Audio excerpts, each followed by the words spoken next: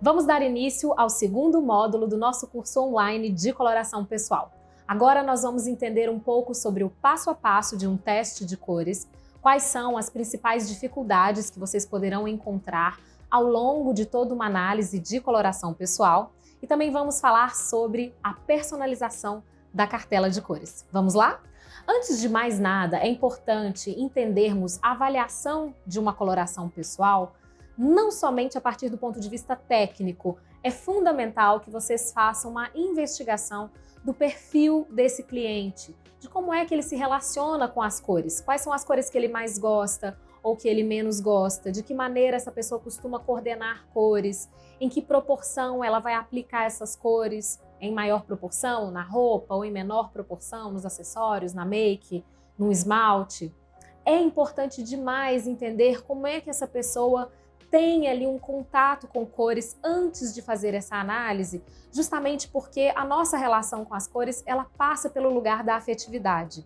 E necessariamente a gente precisa incluir isso no momento em que a gente faz uma análise de coloração pessoal. É também fundamental entender esse perfil justamente para se trabalhar depois com a personalização da cartela de cores.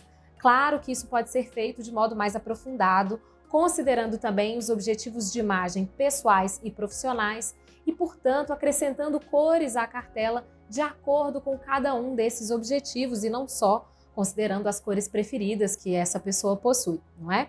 Mas não se esqueçam disso. Trabalhar com cores é trabalhar com o emocional das pessoas e é trabalhar também com aspectos que são contextuais. Em que momento de vida essa pessoa se encontra? Será que essa relação que ela tem com as cores é uma relação que também passa pelo lugar da cultura?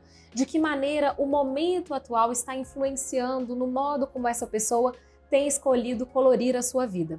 Tudo isso vai fazer parte desta análise inicial, que não é o teste de cores técnico, né, a princípio, mas que é fundamental para que esse teste seja feito com todo o carinho, com todo o cuidado que o seu cliente merece. Bom, no teste de cores é importante você preparar este ambiente, deixar todos os tecidos, as cartelas já no local. Claro, quando você tem a oportunidade de fazer isso, né, de antemão, porque pode ser que você faça esse teste na casa dessa pessoa e aí você tem que chegar e preparar esse material primeiro. Se este é o caso, é importante que você reserve um tempinho para isso. Então, nunca considere que o teste vai ser simplesmente chegar e já ir manipulando os tecidos, né? É importante que você reserve dentro desse espaço de tempo que você vai atender este cliente um momento para poder organizar os tecidos na casa dele, quando necessário. Do contrário, se você faz em algum outro local, é importante sim chegar com uma certa antecedência, deixar tudo preparado, todo o material, para receber essa pessoa com todo o processo já pré-organizado, ok? O passo a passo de um teste de coloração pessoal consiste então em, primeiro, avaliar o perfil deste cliente, entendendo a relação que ele estabelece com as cores. Em seguida, explicar como funciona todo o teste de coloração pessoal. E aí sim partir para a parte prática, que é colocar esse teste todo em jogo. E aí vamos chegar a alguns resultados ali de estações. E aí só então é que a gente vai usar os tecidos específicos de determinadas estações para poder chegar à conclusão de uma cartela de cores. Com essa conclusão feita, nós entregamos a cartela e aí partimos para a personalização. A partir disso, claro, outras coisas são possíveis, como por exemplo uma avaliação das maquiagens ou um serviço de compras, tanto em maquiagens quanto em peças de roupas, calçados, acessórios, dentro da cartela de cada cliente e também montagem de looks na casa dessa pessoa, considerando exercícios, né, de práticas cromáticas aí dentro da estação dessa pessoa, enfim. E aí a gente pode pensar várias opções, mas enfim, o passo a passo mais básico é esse que eu acabei de contar para vocês. Bom, então vamos começar pela primeira parte prática de um teste de coloração pessoal, que consiste na avaliação do contraste. Essa avaliação é importante para que possamos entender a diferença de profundidade entre a pele do rosto, a pele dos lábios, a cor dos olhos e das sobrancelhas e também a coloração do cabelo. Isso significa a gente avaliar em que medida todos esses elementos configuram profundidades claras, médias ou escuras. E a partir disso, nós teremos então um resultado de quais serão as cores em termos de profundidade que mais favorecem aquela pessoa. Como que isso funciona em modos mais práticos? É que no modo como a gente é, do ponto de vista da profundidade, assim também será a nossa cartela. Se temos então uma profundidade média a escura, como é o meu caso, por exemplo, é claro que as cores mais médias a escuras serão mais interessantes para o meu tipo de coloração, e não o contrário. O nosso contraste, ele é um guia inicial para pensarmos as profundidades e, portanto, as estações, né? Já começa a ajudar aí a eliminar um resultado. Se eu, por exemplo, não tenho claro na minha composição, em termos de coloração pessoal, dificilmente eu terei como um resultado estações cuja principal característica é a claridade. Então é importante a gente considerar isso na hora da gente fazer um teste inicial. Bom, vamos dar início então a essa primeira parte, que é a avaliação do contraste. Como é que ela funciona? É preciso que o seu cliente esteja sem maquiagem, que ele também se livre dos acessórios ao redor do rosto e que então você o posicione em algum local com um fundo cinza, sob a luz natural do dia, e que você faça uma foto enquadrando bem o rosto dessa pessoa, evitando sombras em qualquer um dos lados, e que essa foto seja feita em escala de cinza. Esse é um filtro fácil de achar nos telefones celulares, mesmo que você não encontre com esse nome, outros nomes são possíveis, ou você pode depois editar essa foto, trazendo, portanto, a escala de cinza como um filtro para que essa avaliação possa ser feita. Retirada essa foto, vocês podem usar o nosso card de contrastes, e aqui nós teremos a escala de cinza, para que a gente possa, portanto, conversar com esse cliente e averiguar qual é a profundidade de todos os elementos que eu já comentei aqui: pele do rosto, pele dos lábios, olhos, sobrancelhas e cabelos. Isso vocês podem fazer ampliando cada área, né? Na hora de fazer essa comparação dessas profundidades com a escala de cinza e ir conversando com o cliente de vocês, mostrando para ele em que medida cada uma dessas áreas representa um determinado grau de profundidade na escala de cinza. Gente, é muito importante que vocês façam os testes de cores ao longo do dia, sob a luz do dia. É a luz natural, é a luz que nos permite enxergar as cores com mais clareza. Junto a isso, num determinado ambiente, é importante verificar também as lâmpadas nas quais você está realizando esse teste de coloração. Elas não podem ser nem quentes, nem frias. Essas lâmpadas devem ser neutras. No nosso e-book tem a especificação técnica da iluminação adequada. Por que é que não devemos fazer os testes à noite? Porque nós temos pouca luminosidade e isso dificulta a nossa capacidade de enxergar os resultados, ainda que tenhamos o uso das luzes artificiais. Eu, pelo menos, não recomendo que vocês façam os testes à noite. E aí, o que acontece muitas vezes é que a gente tem realmente que atender aos finais de semana, quando os nossos clientes não podem fazer esses testes ao longo do dia, durante a semana. Bom, outra coisa que é legal de vocês pensarem é que, para fazer essa foto com o fundo cinza, nem sempre você vai ter esse fundo no local em que você vai atender o seu cliente. Então, vocês podem comprar um TNT na coloração da capa neutralizadora. Vocês podem colocar esse TNT com uma fita crepe, dessas mais levinhas, mais clarinhas, para fazer essa foto lá na casa do cliente de vocês, sem o menor prejuízo em relação aos resultados de uma avaliação de contraste.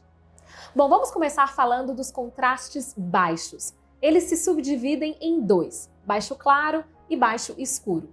No baixo contraste claro, todas as porções do rosto que estamos avaliando têm coloração clara. Então, isso significa que essa é uma pessoa que fica melhor com tons mais claros numa análise de coloração pessoal. O oposto acontece num baixo contraste escuro.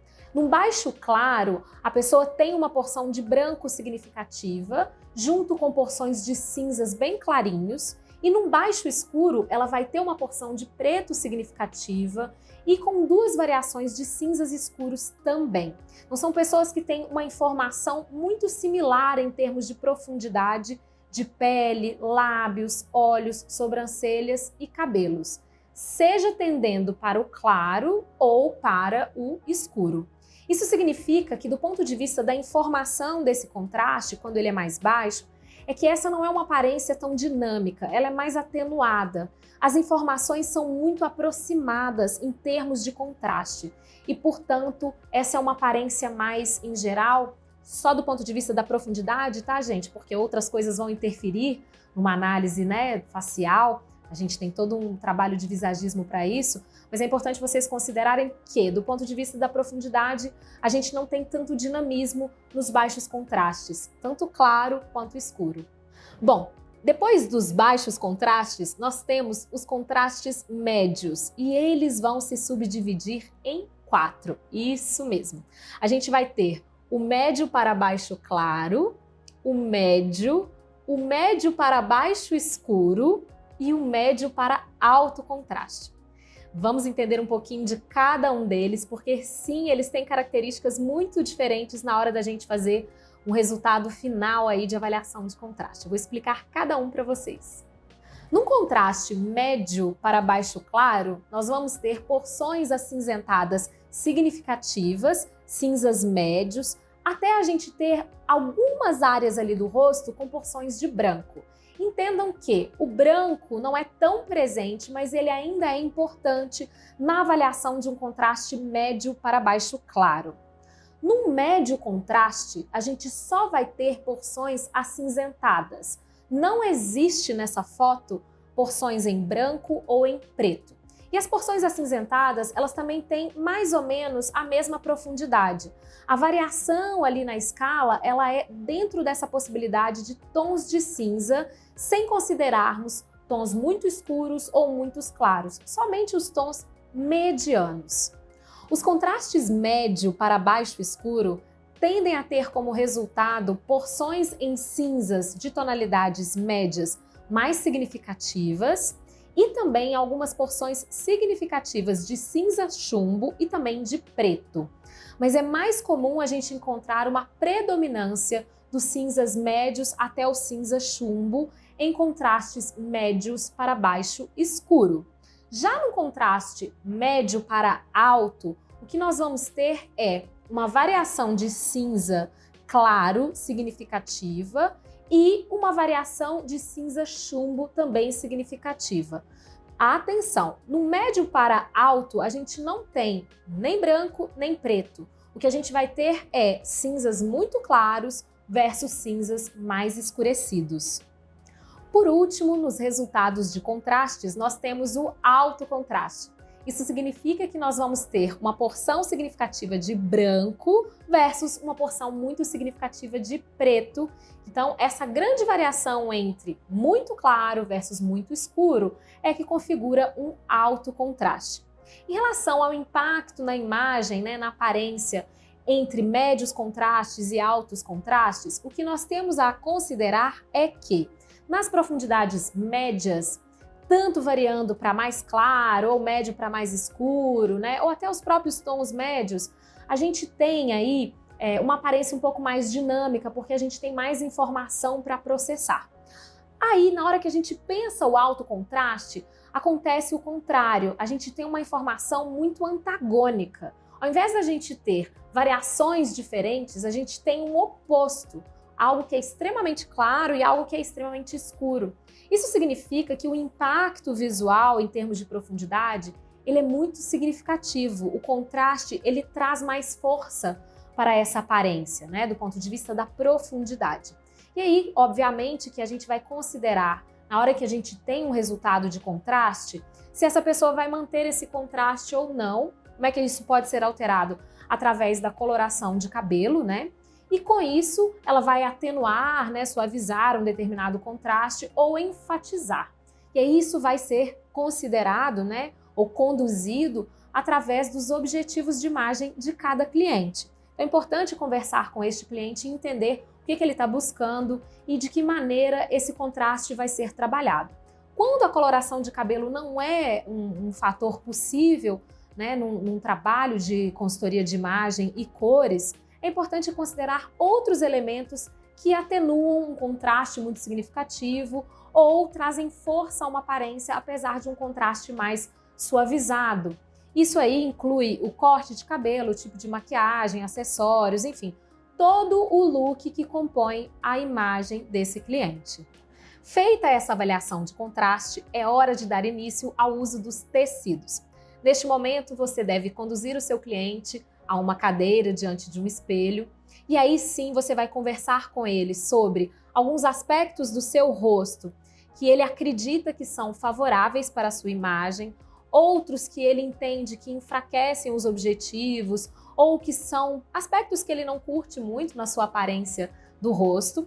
E com isso, damos início então ao uso dos tecidos. Antes de manipular os tecidos, pergunte ao seu cliente o que é que ele mais gosta e o que é que ele menos gosta na aparência de seu rosto. Isso vai ajudar você a identificar pontos importantes na hora de manipular os tecidos e avaliar os resultados, e também fará com que o seu cliente se sinta mais à vontade ao longo de um teste que parece ser muito técnico, mas que também pode ser bastante acolhedor. É claro que outros pontos do rosto serão considerados no momento de fazer uma avaliação de um teste de coloração pessoal, mas ainda assim, quando a gente acolhe aquilo que o cliente sente, percebe, a gente o inclui e a gente também trata do processo de forma mais humanizada. Quais são os pontos significativos do rosto que devem ser avaliados num teste de coloração pessoal? O primeiro deles é a linha do maxilar, que diz respeito ao contorno do rosto em relação ao nosso pescoço. Nas cores que são favoráveis, esta linha é preservada, não há, portanto, uma ampliação do rosto, nem a criação de um duplo queixo, que a gente chama de papada, né? E também não há uma coloração artificial, uma interferência da cor daquele tecido sobre essa região. Então, é importante a gente perceber que, quando essas cores são favoráveis, a gente vai ter um contorno super bonito, né? Uma preservação do formato do rosto como um todo. E nas cores que são desfavoráveis, a gente vai ter uma mistura dessa linha do maxilar com o pescoço, uma ampliação, então, da proporção do rosto, e aí essa parte aqui do queixo, né, ela se torna muito maior e a gente pode ter, às vezes, uma coloração artificial que não deixa a tonalidade natural da pele à mostra. Outro aspecto importante da gente observar é o buço. Em geral, tem cores que deixam o buço mais esverdeado ou mais acinzentado, até mesmo mais azulado. E as cores que são favoráveis, elas vão preservar a coloração natural daquele buço, sem enfatizar, sem trazer uma outra cor que não lhe é característica. Essa região toda aqui da boca também pode ser avaliada considerando o que a gente chama de bigode chinês, ou melhor, né? Essa marcação que a gente tem aqui ao redor dos lábios. Existem cores que vão deixar essa região mais marcada e outras não, vão atenuar, né? Não vai sumir, tá, gente? Não é uma plástica, um milagre, mas tem cores que realmente atenuam essas linhas de expressão e outras vão enfatizá-las. Em geral, o que a gente quer num teste, né, como resultado favorável, é que essas linhas fiquem atenuadas para que elas não tragam uma ideia de depreciação do rosto, né? Quando você pensa nessas linhas indo para baixo e depreciando então o sorriso. Os lábios também são importantes para serem avaliados, porque na coloração correta eles são preservados em termos de pigmento e em geral eles ficam até mais corados, com uma aparência saudável. Quando a coloração é desfavorável, os lábios podem ficar arroxeados ou eles podem ter um contorno muito acinzentado e o centro mais opaco, um pouco mais desbotado, ou um pouco das estrias que nós temos nos lábios, elas vão ficar mais aparentes. E já no contrário, né, quando a gente percebe que as cores são favoráveis, os lábios estarão sadios, corados, prontos para um belo sorriso. Outra região muito importante a ser avaliada é a região dos olhos, né, do olhar, aquilo que configura ali o centro das emoções no nosso rosto. As cores favoráveis, elas levantam o olhar. É como se a gente estivesse sorrindo com os olhos. E elas também atenuam as olheiras. Já as cores que são desfavoráveis, elas vão nos dar uma aparência mais cansada, um olhar mais caído, entristecido e, em geral, elas pigmentam mais as nossas olheiras, seja com uma cor esverdeada, azulada ou arroxeada. E aí, claro, isso vai depender da característica de pele de cada um, mas é fato que quando as cores não são legais, quando elas não favorecem, as olheiras ficam mais evidentes e essa pessoa tem uma aparência mais desanimada. E o que a gente quer é exatamente o contrário. O último aspecto significativo na aparência do rosto que deve ser considerado numa avaliação em cores consiste na nossa pele. Em geral, as peles possuem algumas manchinhas ou acne, enfim, poros que são mais evidentes. E aí, quando a gente usa as cores corretas, a gente costuma dizer que a gente passa uma espécie de prime no rosto, né? Algo que dá um acabamento aveludado, como se a gente estivesse usando uma maquiagem natural. Esse acabamento que essas cores dão deixam a nossa pele com mais viço, com uma aparência mais sadia. Já as cores que são desfavoráveis, elas tendem a manchar mais o rosto, enfatizar a diferença entre áreas escuras e muito claras, a deixar esses poros mais evidentes ou a acne ainda mais aparente. E o que a gente quer mesmo é que essa pessoa tenha, no momento em que a gente usa determinados tecidos e determinadas cores, uma aparência como um todo sadia, uma aparência que dê uma ideia de alto astral, que faça com que a gente entenda que essa é uma pele bem cuidada, que os olhos estão transmitindo leveza, disposição, que a região dos lábios esteja bastante destacada, sem a gente deixar esses pontos fracos aparecerem e que todo o formato do rosto, portanto, esteja preservado. Retomando então os pontos principais a serem observados na avaliação do rosto em relação à coloração pessoal. A linha do maxilar em relação ao pescoço, preservando o contorno e o formato deste rosto. A linha do queixo em relação ao pescoço também, preservando o formato do queixo, não dando aí um duplo queixo ou a famosa papada, nem trazendo uma coloração que é artificial para essa região.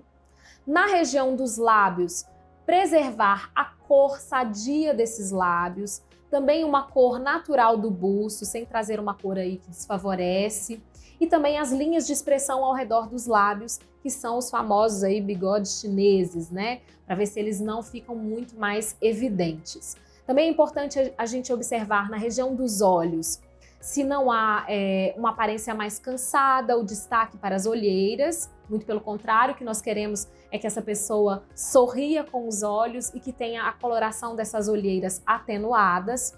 Na pele como um todo, evitar que as cores, né, deem um aspecto aí de uma pele mais manchada, mais marcada, mais judiada, digamos assim, né? É uma pele que tem que estar com uma aparência mais sadia, mais bem disposta.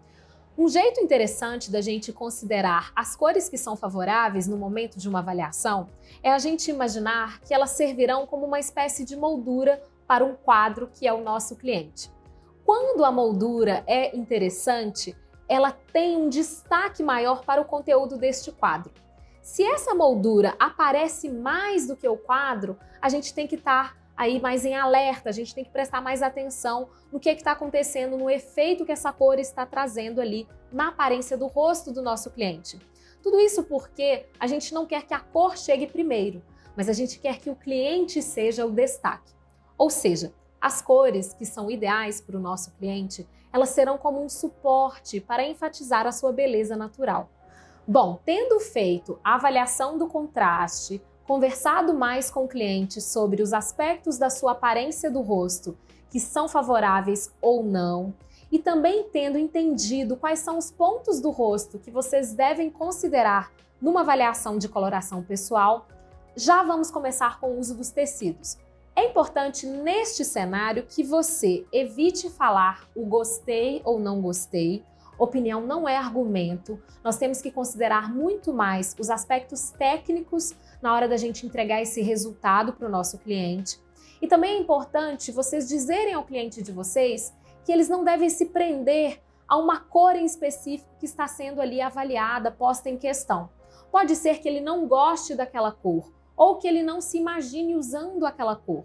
De novo, o critério não é pela opinião, o famoso, ai, adorei ou não, nossa, eu não usaria jamais essa cor. Nós estamos avaliando aqui os resultados técnicos específicos, quais são os efeitos que essas cores possuem. Não significa que aquele cliente tenha que usar aquela cor que de alguma maneira o favoreceu. Vamos lembrar que as cartelas de cores, elas têm várias opções em todo tipo de cor.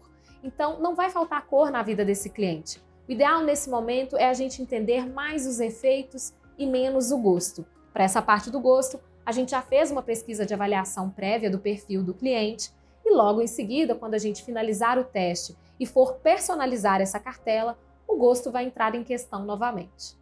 Muitas pessoas têm uma crença de que se elas são muito clarinhas, elas não devem usar cores tão claras, porque senão elas ficarão apagadas. Será que isso é verdade? É importante vocês considerarem que, numa avaliação de profundidade, a gente não vai distorcer do contraste do nosso cliente. Imagine você que tem uma pele clara, você vai comprar uma base que destoa do seu tom de pele? Não. Então a mesma coisa a gente vai considerar no momento em que a gente está fazendo essa avaliação. Agora, nem sempre a profundidade vai corresponder a exatamente o tom de pele. Pode ser que uma pessoa que tem uma profundidade média, mas que tem olhos, sobrancelhas, cabelos muito profundos, tenha como uma característica relevante a profundidade. É o meu caso. Eu não sou uma pessoa de pele tão profunda, mas os meus olhos, sobrancelhas, cabelos configuram uma aparência aí, né, que pede cores mais escuras. Então, atenção, a profundidade das cores, ela pode estar sim relacionada à pele, mas ela também está relacionada a esses outros elementos do rosto.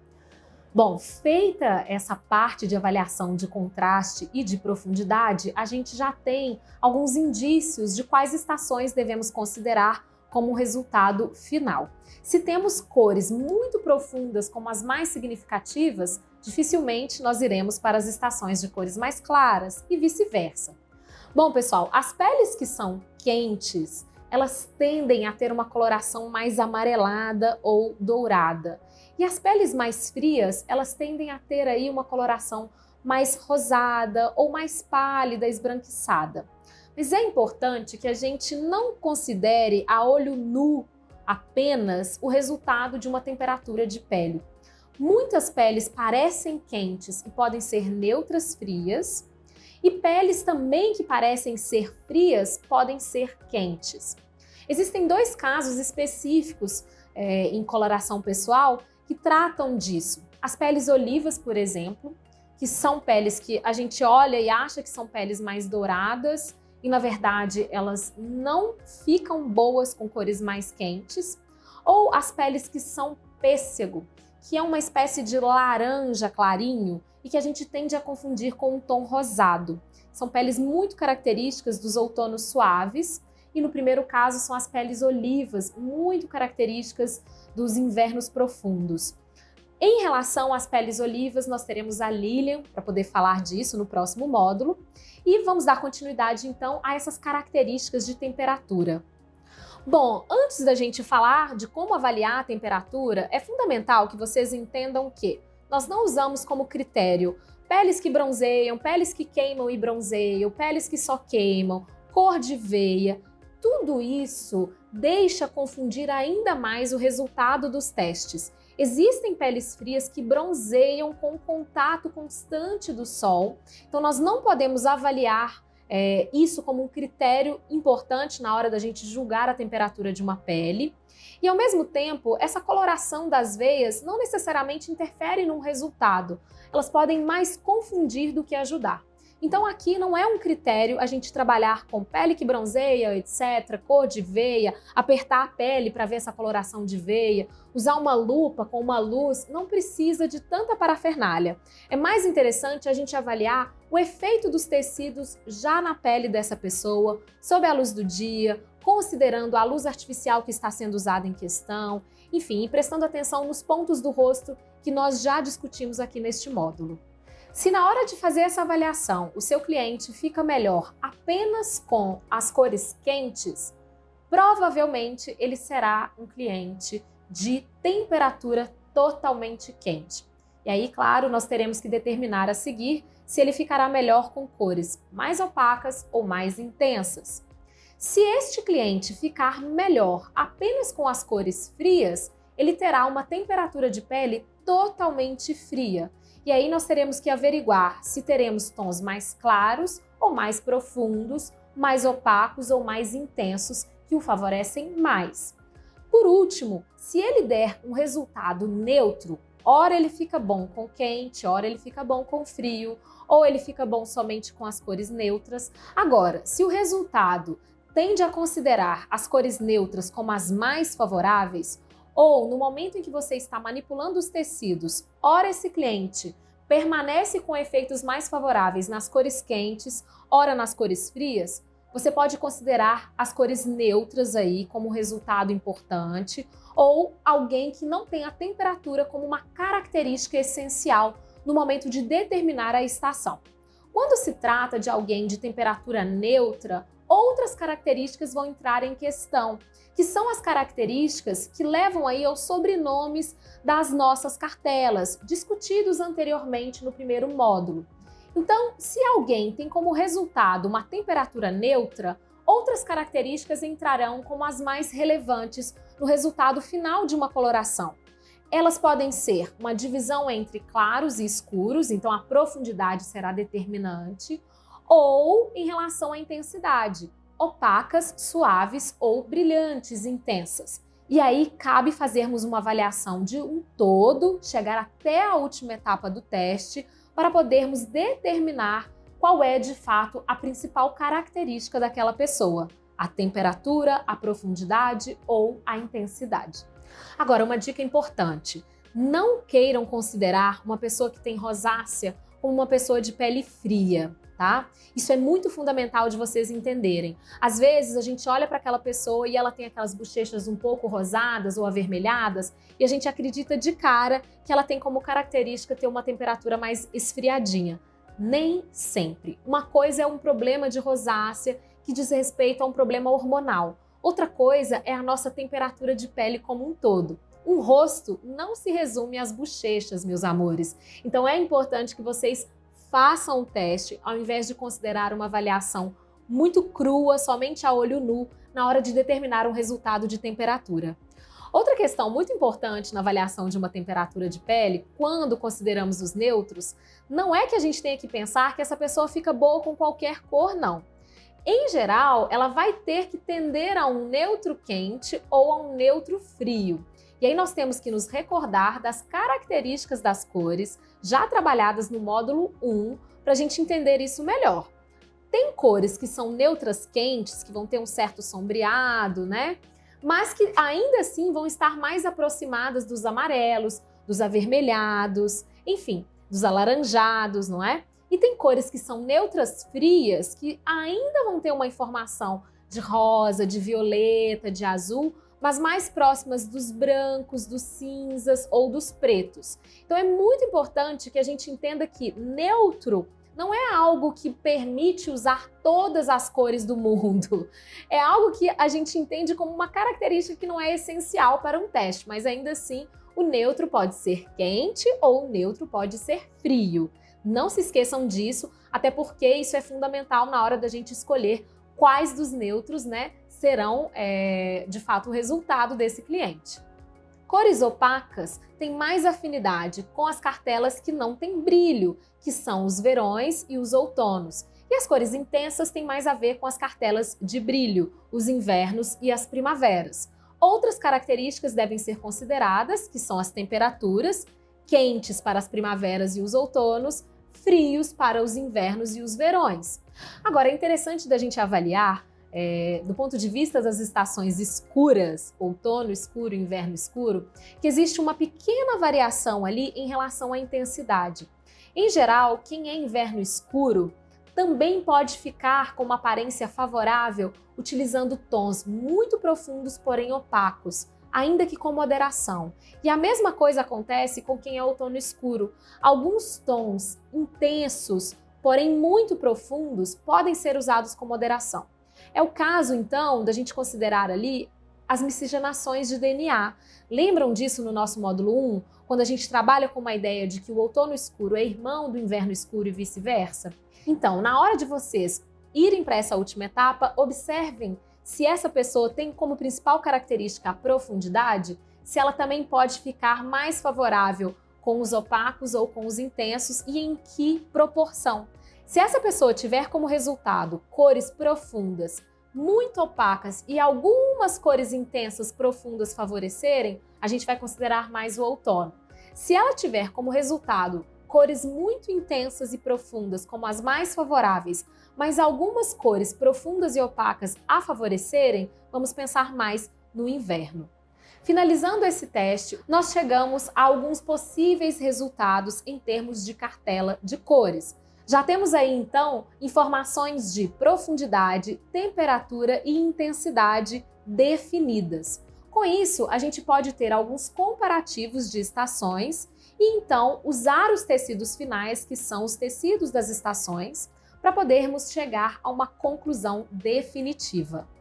Vamos a alguns exemplos. Quando você tem como resultado uma pessoa que tem uma profundidade média e que ela tem uma temperatura quente, totalmente quente, o que temos aí de desempate? Se ela vai ser opaca ou intensa.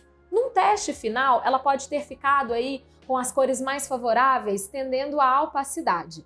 E aí é claro que você já vai raciocinar para o outono quente. Porém, nada te impede de fazer um comparativo com a primavera quente. Só mesmo para você ter uma prova final de um resultado que é mais assertivo.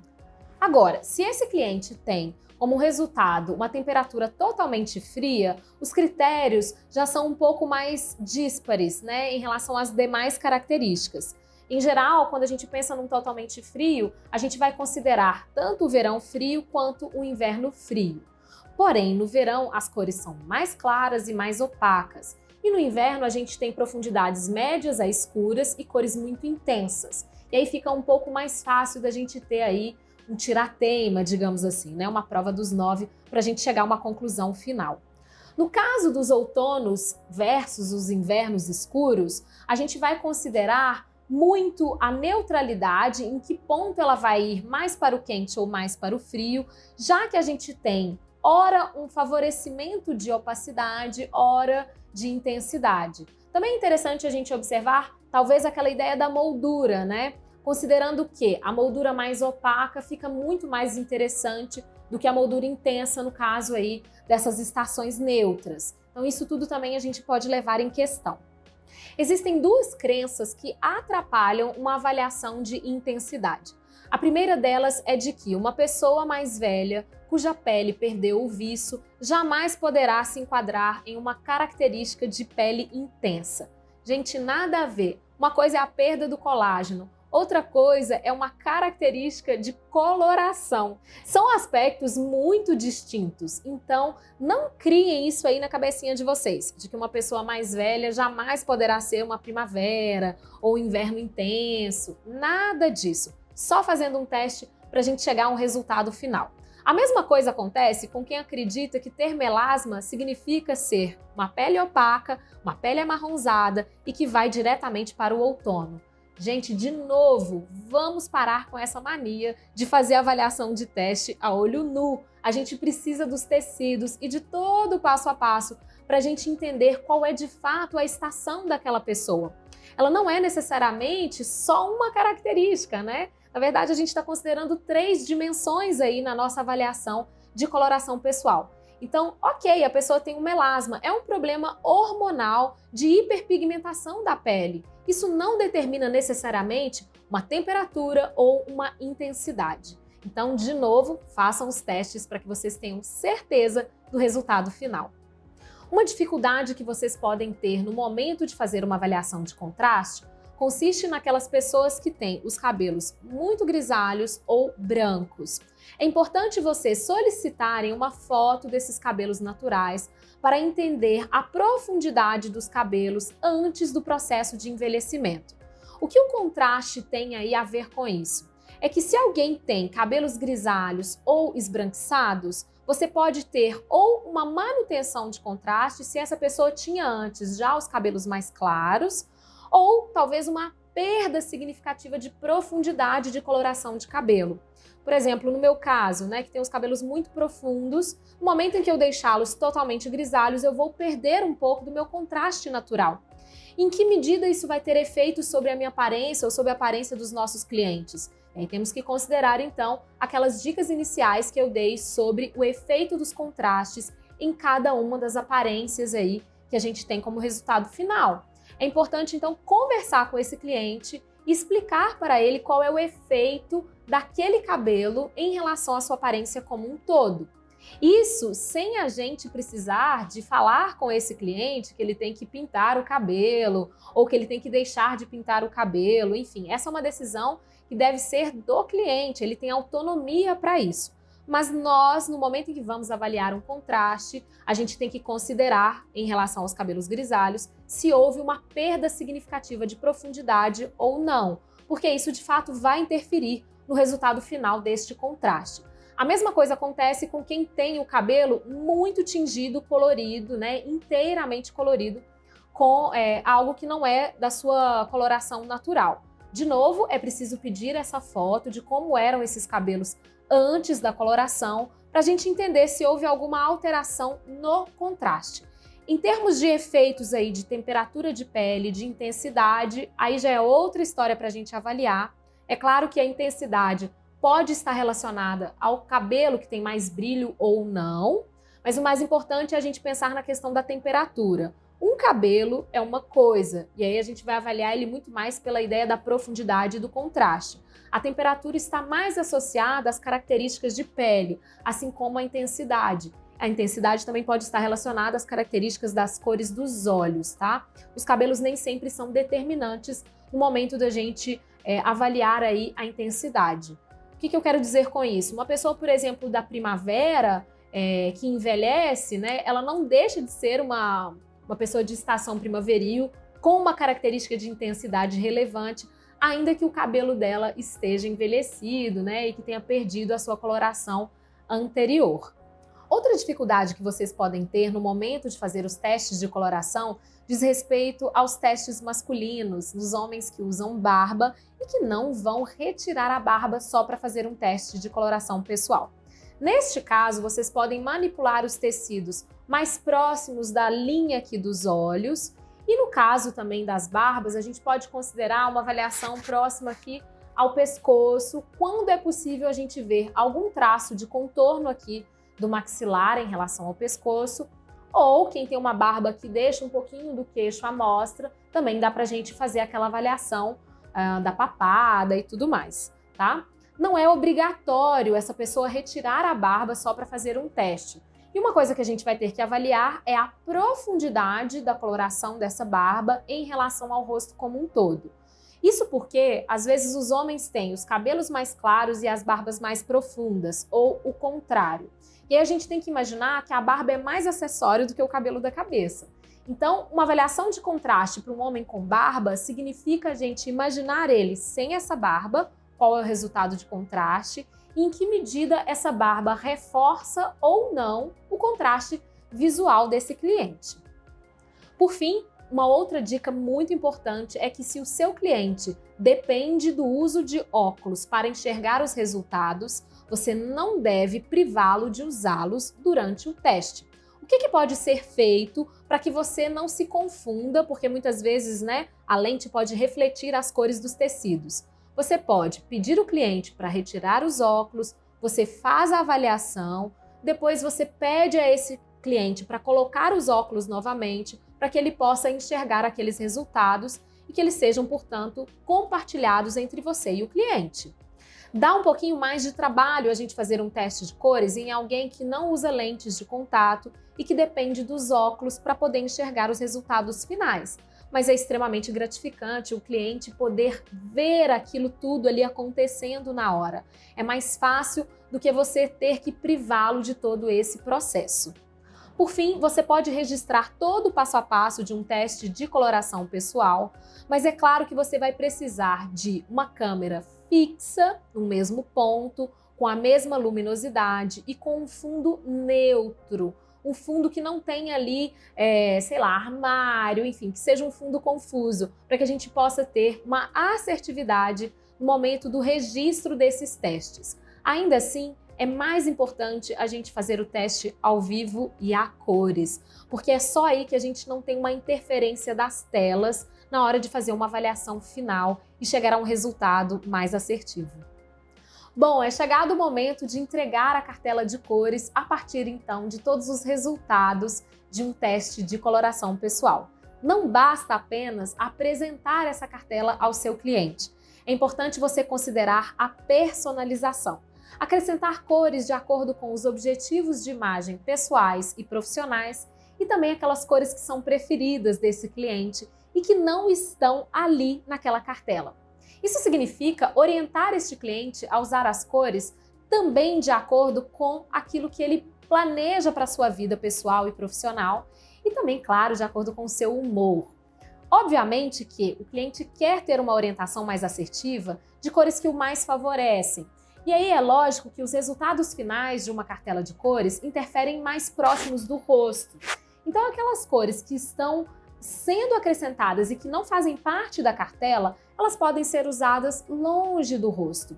Agora, vai que o seu cliente tem uma peça super querida, numa cor que ele gosta e que não faz parte da sua coloração pessoal. O que é que pode ser feito? No dia em que for usar essa peça, usar uma maquiagem que favoreça mais a coloração pessoal ou um acessório. Agora, no caso dos homens que às vezes não usam tanto maquiagem ou que não tem um apelo significativo de tantos acessórios, usa-se do mesmo jeito. A cor que mais importa pra gente é a cor que nos faz felizes, que nos deixam autoconfiantes. E isso é o que mais interfere no momento de um resultado final de teste. Então, claro, a cartela ela vai servir para um direcionamento, ela é fundamental para que a gente possa fazer escolhas mais assertivas em termos de coloração e, claro, para a gente poder direcionar aí as cores de acordo com os objetivos, mas nada vai impedir essa pessoa de usar aquilo que ela gosta ou de usar cores que não fazem parte daquele universo ali da sua cartela. Com isso, quero dizer que é importante demais que a gente entenda que uma coloração pessoal passa muito mais pelo viés da personalização do que pelo viés de uma análise meramente técnica. É importante que a gente saiba direcionar, então, essas cores das cartelas, pensando também a simbologia, né?